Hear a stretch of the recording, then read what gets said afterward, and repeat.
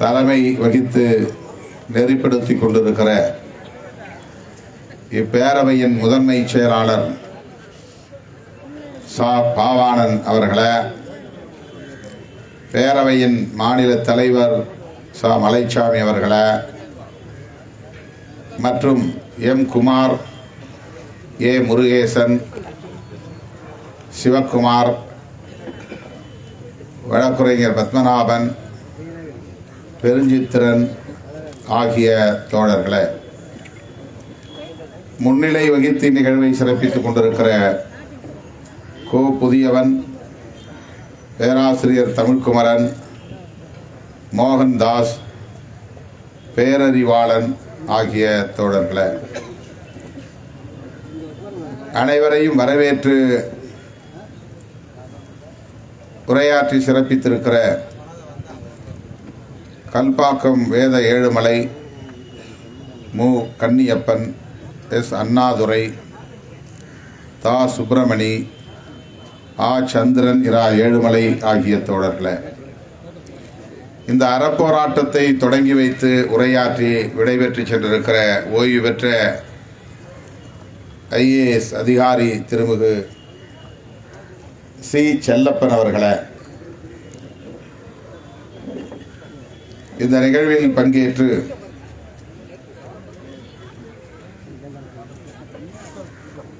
உரையாற்றி விடைபெற்று சென்றிருக்கிற Marxist communist கட்சியின் மாநில குழு உறுப்பினர் தோழர் பத்ரி அவர்களே, அண்ணன் பீட்டர் அல்போன்ஸ் அவர்களின் சார்பாக வந்து உரையாற்றி அமர்ந்திருக்கிற திரு ராம் மோகன் அவர்களே, டாக்டர் ரவீந்திரநாத் அவர்களே,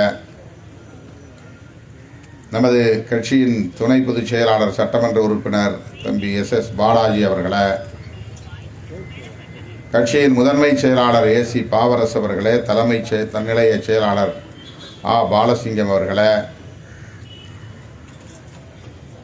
மைய சென்னை மாவட்டத்தின் செயலாளர் பா வேலுமணி அவர்களே, சேத்துப்பட்டு இளங்கோ அவர்களே, ரூதர் கார்த்திக் அவர்களே, மற்றும் இந்த நிகழ்வில் பங்கேற்று இதனை சிறப்பித்துக் கொண்டிருக்கிற திருவள்ளூர் மிகாவேல், இடிமின்னல் இனியவன், கல்பாக்கம் பொன் வேதகிரி, தருமபுரி வசந்த், கிருஷ்ணகிரி சிவங்கம், கடலூர் மாரிமுத்து, வேலூர் செல்வம், ராணிப்பேட்டை பாலாஜி, திருப்பத்தூர் ஆனஸ்ட் ராஜ் ஆகிய தோழர்களே, அடுத்து நம்மிடையே உரையாற்றவிருக்கிற கட்சியின் பொதுச் செயலாளர் சட்டமன்ற உறுப்பினர் தோழர் சிந்தனை செல்வன் அவர்களே, பெருந்திரளாக கூடியிருக்கிற சமூக நீதி போராளிகளே, உங்கள் அனைவருக்கும் என்னுடைய பணிவார்ந்த வணக்கத்தை தெரிவித்துக் கொள்கிறேன். 6 மணிக்கு நான் இஃப்தார் நோன்பில் கலந்து கொள்ள வேண்டும். இன்றைக்கு கடைசி நாள். ஆண்டுதோறும் 5 நாள் நான் நமது இயக்கத்தின் இஸ்லாமிய தோழர்களோடு 21வது ஆண்டாக நோன்பிருந்து வருகிறேன்.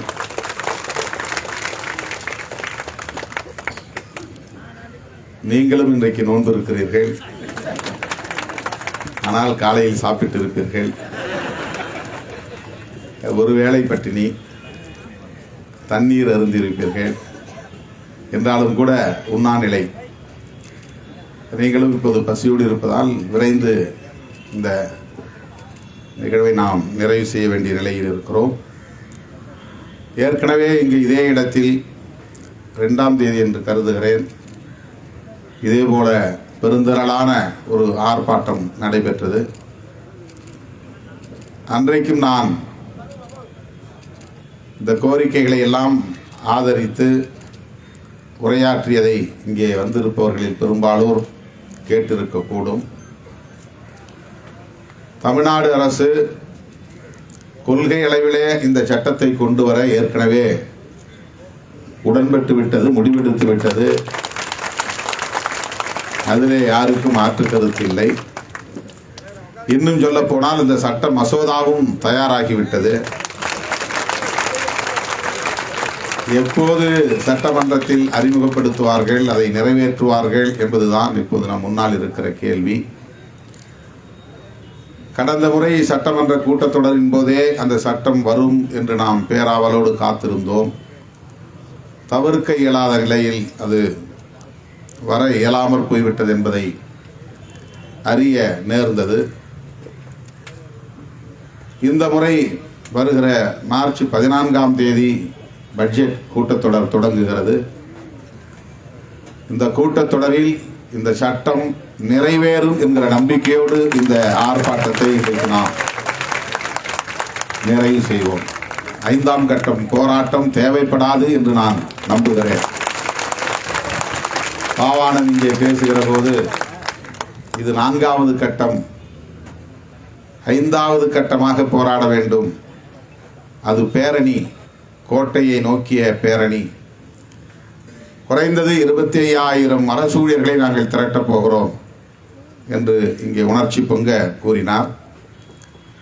அதற்கு அவசியம் இருக்காது, அதற்கான தேவை இருக்காது என்று நான் பெரிதும் நம்புகிறேன். அரசமைப்பு சட்டத்தில் 1995 கொண்டு வரப்பட்ட 77வது திருத்த சட்ட மசோதா, அதன் அடிப்படையில் தான் இந்த 16(4)A 16 என்பது ஏற்கனவே இருக்கிறது. அந்த ஆர்டிக்கிள் டிஸ்கிரிமினேஷன் என்பது கூடாது, அதாவது அப்பாயின்மெண்ட், ப்ரமோஷன் போன்றவற்றில் மதத்தின் பெயரால், பாலினத்தின் பெயரால், வேறு காரணங்களால் பாகுபாடு காட்டக்கூடாது, சமத்துவத்தை கடைபிடிக்க வேண்டும். ஆப்பர்ச்சுனிட்டி, அதாவது வாய்ப்பு வழங்கப்படுகிற போது அதிலே சமத்துவம் வழங்கப்பட வேண்டும் என்பதை உறுதிப்படுத்துகிற ஒரு உறுப்பு எண் 16.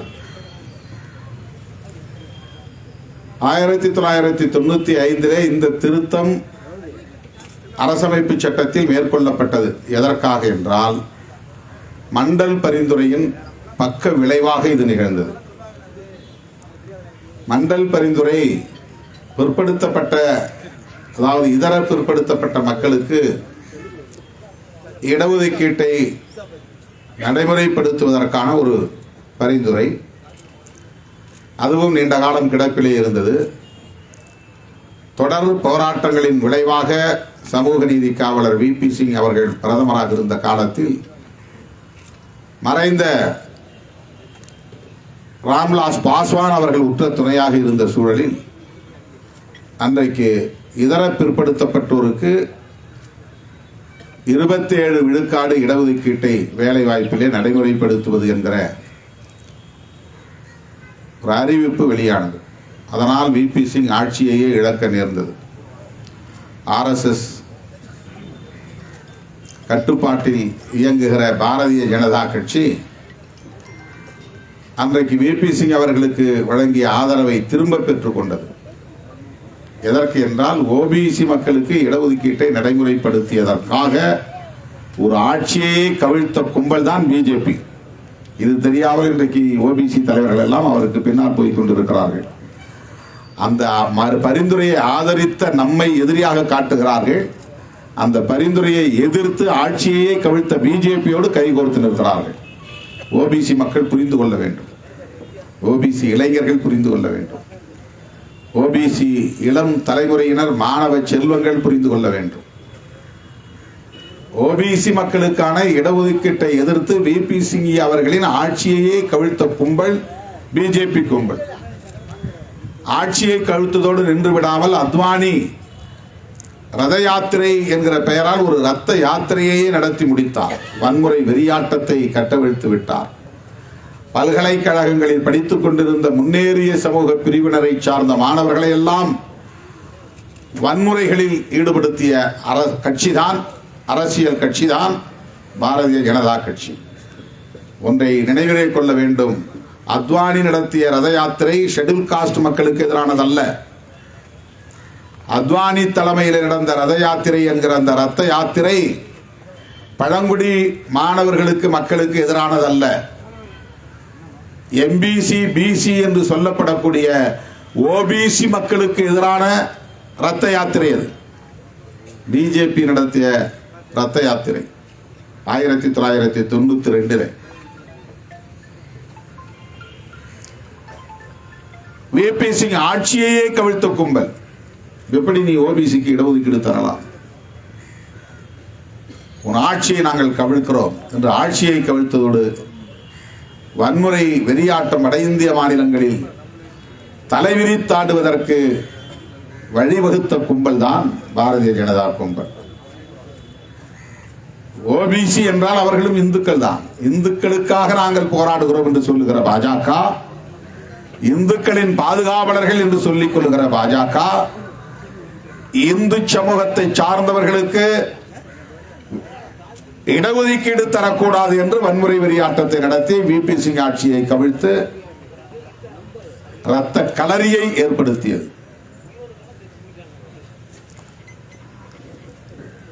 அந்த இடஒதுக்கீட்டை எதிர்த்து தொடரப்பட்ட வழக்கு ஒன்றில் தீர்ப்பளிக்கிற போது எஸ்சி எஸ்டி மக்களுக்கான பதவி உயர்வில் இடஒதுக்கீடு நடைமுறையில் இருந்த மாநிலங்களில் அதை நடைமுறைப்படுத்தக்கூடாது என்று ரத்து செய்தார்கள். எஸ்சி எஸ்டிக்கான இடஒதுக்கீடு, பதவி உயர்வுடைய இடஒதுக்கீடு ஆங்காங்கே நடைமுறையில் இருந்த சூழலில் அதையும் சேர்த்து ரத்து செய்தார்கள்.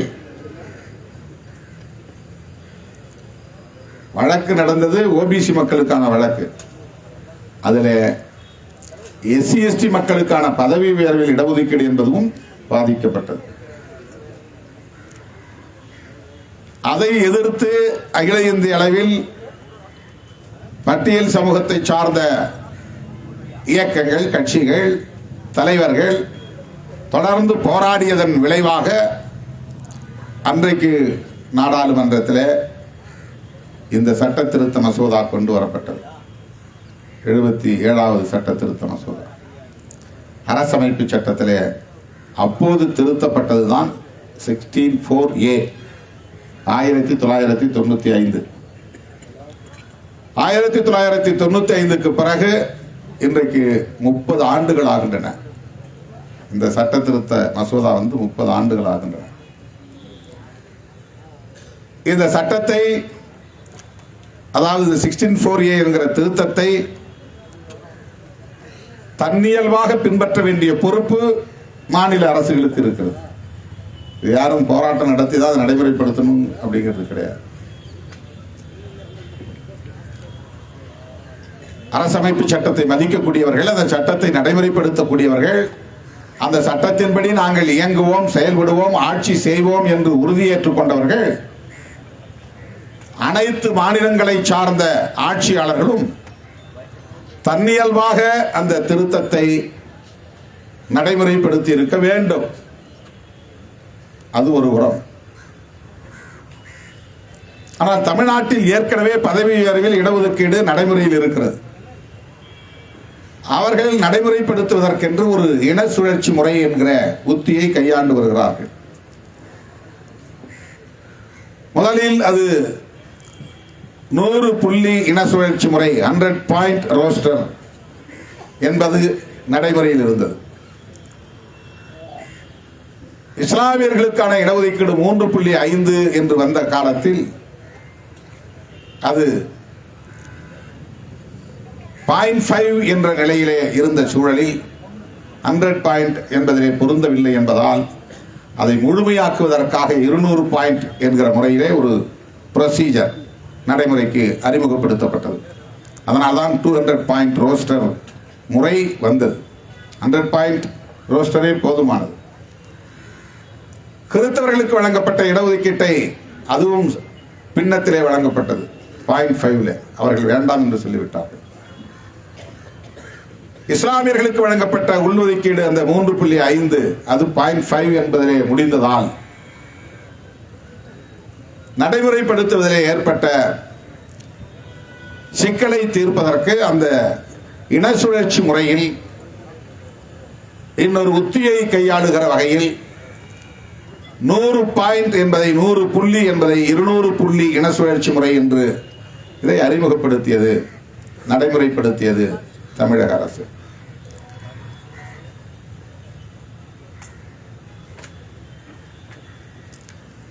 தமிழ்நாடு பப்ளிக் சர்வீஸ் கமிஷன் பொதுத் தேர்வு எழுதி தேர்ச்சி பெற்று வேலை வாய்ப்பில் நியமனம் பெற்றவர்கள் பதவி உயர்வின் போது இந்த இன சுழற்சி முறையால் தன்னை விட குறைந்த மதிப்பெண் பெற்றுள்ள ஒருவர் தன்னை விட உயர்ந்த பதவிக்கு செல்லுகிறார், அது எனக்கு இழைக்கப்பட்ட அநீதி என்று ஒருவர் உயர்நீதிமன்றத்திலே வழக்கு தொடுக்கிறார்.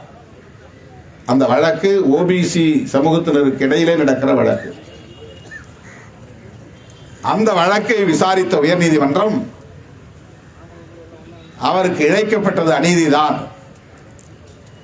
எனவே இந்த 200 புள்ளி இன சுழற்சி முறை ஏற்புடையதல்ல, இனி டிஎன்பிஎஸ்சி மூலம் தேர்ச்சி பெற்று வரக்கூடியவர்களில் மதிப்பெண் அடிப்படையிலான பணிமூப்பு சீனியாரிட்டி என்பதை தீர்மானிக்க வேண்டும். மெரிட் பேஸ்ட் சீனியாரிட்டி என்பதுதான் சரி, ரோஸ்டர் பேஸ்ட் சீனியாரிட்டி கூடாது என்று தீர்ப்பளித்தது. அந்த தீர்ப்பை அப்போது தமிழ்நாடு அரசு ஏற்று உடனே நடைமுறைப்படுத்தவில்லை, தாமதமானது.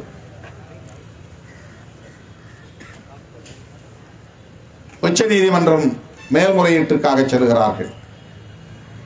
உச்ச நீதிமன்றத்தில் அதே தீர்ப்பு உறுதி செய்யப்படுகிறது. மறுபடியும் தமிழ்நாடு அரசு உடனடியாக அதை ஏற்று நடைமுறைப்படுத்தாமல் காலத்தாழ்வு செய்தது என்ற காரணத்தால் கண்டெம்ப்ட் ஆஃப் கோர்ட் என்று நீதிமன்ற அவமதிப்பு வழக்கு தொடரப்பட்டு தொடுக்க பெற்று அந்த வழக்கின் தீர்ப்பிலே தான் ஒரு கால வரம்பை தீர்மானிக்கிறார்கள். உடனடியாக இதை நீங்கள் நடைமுறைப்படுத்த வேண்டும் என்று அதிகாரிகள் அனைவரையும் நீதிமன்றத்திற்கு அழைத்து எச்சரித்து தீர்ப்பை வழங்குகிறார்கள். அதுதான் மார்ச் 10, 2003க்கு பிறகு நியமனம் செய்யப்பட்ட ரோஸ்டர் பேஸ்ட் இன சுழற்சி முறையிலான பதவி உயர்வை ரத்து செய்ய வேண்டும்.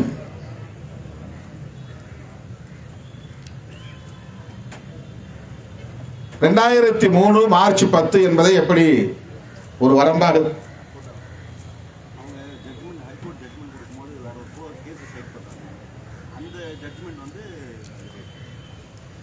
அதை ஒரு வரம்பாக தீர்மானித்தார்கள் என்பதை நாம் இன்னும் அறிந்து கொள்ள வேண்டிய தேவை இருக்கிறது.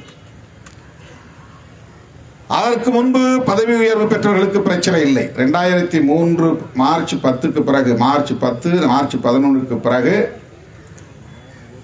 200 பாயிண்ட் ரோஸ்டர் பேஸ்ட் சீனியாரிட்டி என்கிற அடிப்படையில் பதவி உயர்வு பெற்ற அனைவரும் அந்த பதவியிலிருந்து கீழிறக்கம் செய்யப்படுகிறார்கள். இது எவ்வளவு பெரிய மன உளைச்சலை தரும் என்பதை, அவ்வாறு பதவி கீழிறக்கம் செய்யப்பட்டவர்கள் எந்த அளவுக்கு பாதிக்கப்பட்டிருக்கிறார்கள் என்பதை நம்மால் நேரிலே அறிய முடிகிறது, காண முடிகிறது.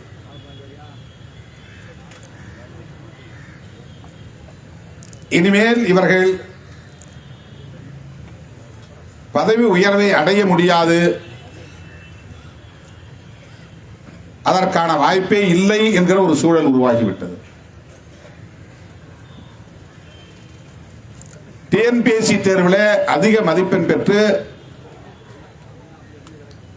டாப் ரேங்க் என்கிற அடிப்படையிலே,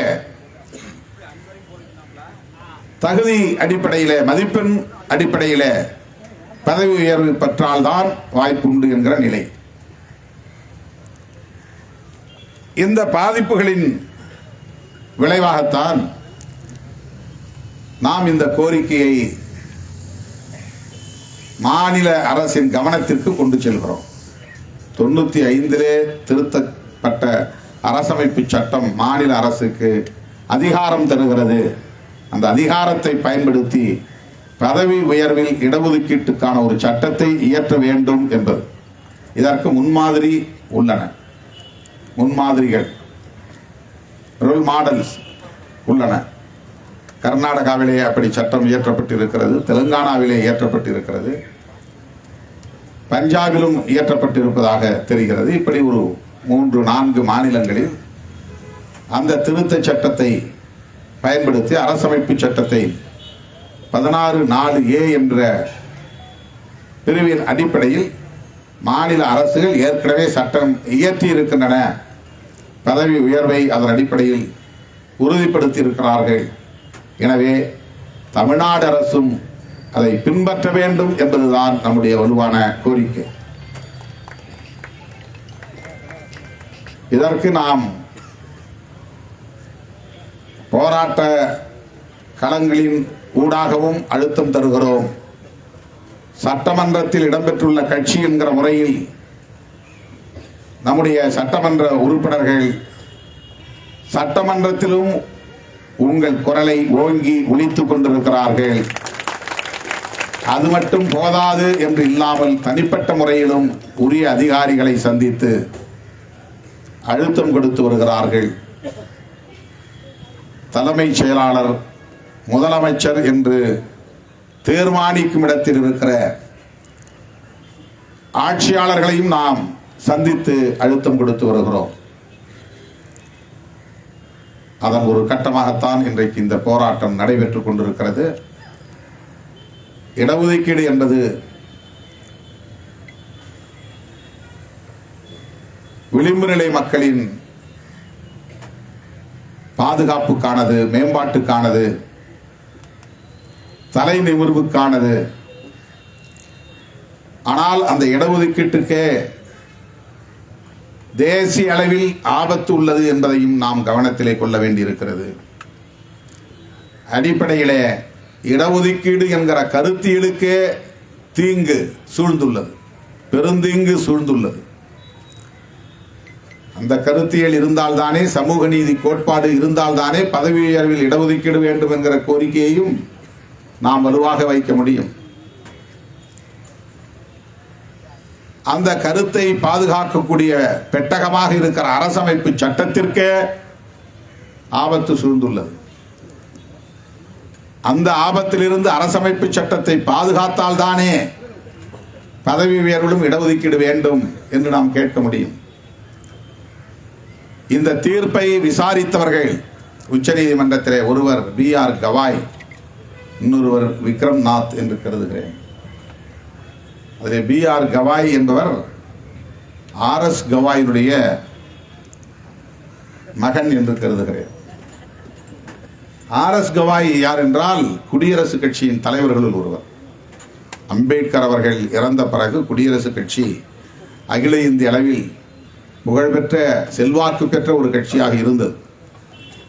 ஆனால் சில மாதங்களில் அல்லது சில ஆண்டுகளில் அந்த கட்சி இரண்டாக உடைந்தது. ஒன்று கோபர்கடே பிரிவு, இன்னொன்று கவாய் பிரிவு என்று சொல்வார்கள். தமிழ்நாட்டிலும் இந்த 2 அணிகள் இருந்தன. RPI கோபர்கடே, RPI R.S. கவாய் என்ற 2 அணிகள் தமிழ்நாட்டில் இருந்தன. இப்போதும் அதை சொல்லிக் கொள்கிறவர்கள் இருக்கிறார்கள். அந்த R.S. கவாயின் குடும்பத்தை சார்ந்தவர் B.R. கவாய். அவரும் அமர்ந்திருந்த அந்த அமர்வில், பெஞ்ச், அளிக்கப்பட்ட தீர்ப்பிலே அதிர்ச்சி அளிக்கக்கூடிய ஒன்று என்னவென்றால், இவர்கள் இரட்டை ஆதாயம் பெறுகிறார்கள். அப்பாயின்மெண்ட், அதிலும் இவர்களுக்கு இடஒதுக்கீடு, ப்ரமோஷன், அதிலும் இடஒதுக்கீடா, இரட்டை ஆதாயம் பெறுகிறார்கள். எனவே இதை ரத்து செய்கிறோம். அவர்கள் சொன்ன காரணம் இதுதான். மதிப்பின் அடிப்படையிலான பணிமூப்பு என்கிற தகுதி தீர்மானிக்கிற நிலைப்பாட்டை அவர்கள் குறை சொல்லவில்லை. மதிப்பின் அடிப்படையில் வர வேண்டும் என்பதை அவர்கள் வலியுறுத்தவில்லை.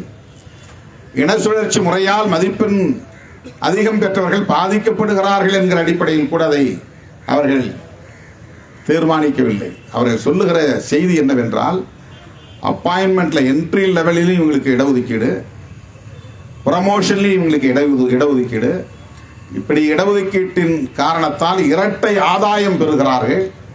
எனவே இதை ரத்து செய்கிறோம். இது அன்கான்ஸ்டிடியூஷனல், அரசமைப்பு சட்டத்திற்கே நேர் எதிரானது.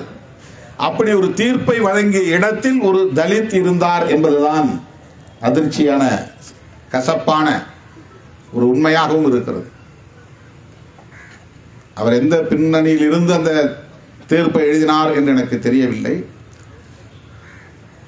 அதிலே அவருக்கு உடன்பாடு இருந்ததனால்தான் அந்த தீர்ப்பு வெளியே வந்திருக்கிறது. அவர் அங்கே உள்ளே எதிர்த்தாரா என்று நமக்கு தெரியாது, மாற்று கருத்தை சொன்னாரா என்று தெரியாது. ஆனால் இரட்டை ஆதாயம் பெறுகிறார்கள் என்று சொல்லுவது எந்த வகையிலே ஏற்புடையது? என்ட்ரி லெவல்ல இடஒதுக்கீடு இருந்தால் போதும், ப்ரமோஷன் என்கிற நிலையிலே இடஒதுக்கீடு கூடாது என்பது எப்படி சமூக நீதியாக இருக்க முடியும்? பதவி உயர்விலும் இடஒதுக்கீடு வேண்டும், பணி நியமனங்களிலும் இடஒதுக்கீடு வேண்டும். அரசு மற்றும் பொதுத்துறைகளில் மட்டுமில்லாமல் தனியார் துறைகளிலும் இடஒதுக்கீடு வேண்டும். நம்முடைய கோரிக்கை அப்படியாகத்தான் வலுப்பெற வேண்டும். பதவி உயர்வில் இடஒதுக்கீடு இல்லை என்கிற ஒரு நிலையால் தான் துணைவேந்தர் பதவிகளில் இடஒதுக்கீடு கிடையாது. அவங்களா பார்த்து போடுறது தான். ஐயோ பாவம் போட்டாதான். ஐஐடி போன்ற உயர்கல்வி நிறுவனங்களில் இயக்குனர் போன்ற உயர் பதவிகளில் இடஒதுக்கீடு கிடையாது. ஏன் பேராசிரியர் பதவிகளில் கூட இடஒதுக்கீடு கிடையாது.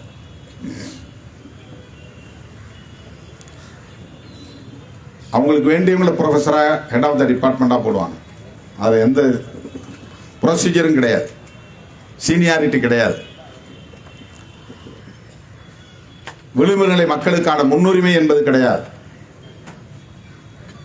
அசிஸ்டன்ட் ப்ரொஃபஸரா உள்ள போயிடலாம், லெக்சரரா. இப்ப லெக்சரர்ங்கிற போஸ்ட் இல்ல, அசிஸ்டன்ட் ப்ரொஃபஸர்.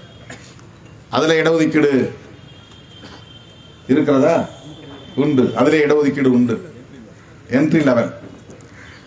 அதுக்கு பிறகு ப்ரொஃபஸரா வரணும், அசோசியேட் ப்ரொஃபஸர் ஆகி அப்புறம் ப்ரொஃபஸரா வரணும். ப்ரொஃபஸரா வந்தால்தான், ஹெச்ஓடியா வந்தால்தான் தீர்மானிக்கிற இடத்தில் இருந்து இன்னும் பலருக்கு பயன் தரக்கூடிய முடிவுகளை எடுக்க முடியும். ஆனால் அப்படி பேராசிரியர் பதவி உயர்விலே இடஒதுக்கீடு கிடையாது. உயர் நீதிமன்ற நீதிபதிகள், உச்ச நீதிமன்ற நீதிபதிகள் இதிலே இந்த பதவி உயர்வில் இடஒதுக்கீடு கிடையாது. கொலீஜியம் என்கிற பெயரால் 3 பேர் அதை தீர்மானிக்கிறார்கள். 3 நீதிபதி. அந்த 3 பேரை யார் தீர்மானிப்பது? உயர் நீதிமன்றத்தில் அந்த கொலீஜியத்தை உச்ச நீதிமன்றம் தீர்மானிக்கிறது. உச்ச நீதிமன்றத்தில் இருக்கிற கொலீஜியத்திற்கு இப்போது அங்கே ஒரு சட்ட திருத்தம் கொண்டு வந்திருக்கிறார். ஆனால் அந்த கொலீஜியம் தான் முடிவு செய்யும். அதை கொலீஜியம் என்கிறார்கள். அந்த பேனலை அவங்களா பார்த்து முடிவு பண்றதுதான். அதுக்கு அந்த பதவிகளில் விளிம்பு நிலை சமூகங்களை சார்ந்த யாரும் வர முடியாது.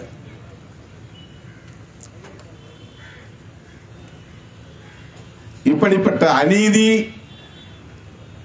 இந்த சமூகத்தில் இன்றைக்கும் நீடிக்கிறது. அரசமைப்பு சட்டம் நடைமுறைக்கு வந்து 75 ஆண்டுகள் கடந்த நிலையிலும் மனுஸ்மிருதியே இங்கு ஆட்சி செய்கிறது என்பதற்கு இதுதான் சான்று. உச்ச நீதிமன்ற நீதிபதிகள் நியமனங்களில் இடஒதுக்கீட்டை நடைமுறைப்படுத்த முடியாத அளவிற்கான ஒரு நெருக்கடி இன்றைக்கும் நீடிக்கிறது என்று சொன்னால், அரசமைப்பு சட்டம் தேர்தலுக்கு மட்டும்தான் பயன்படுகிறதே தவிர இது போன்ற சமூக நீதியை நடைமுறைப்படுத்துவதில் பயன்படவில்லை. மனுஸ்மிருதியே இன்றும் நீடிக்கிறது என்பதைத்தான் அது உணர்த்துகிறது. அங்க பிராமண வகுப்பை சார்ந்தவர்களால் மட்டும்தான் உச்ச நீதிமன்ற நீதிபதிகளில்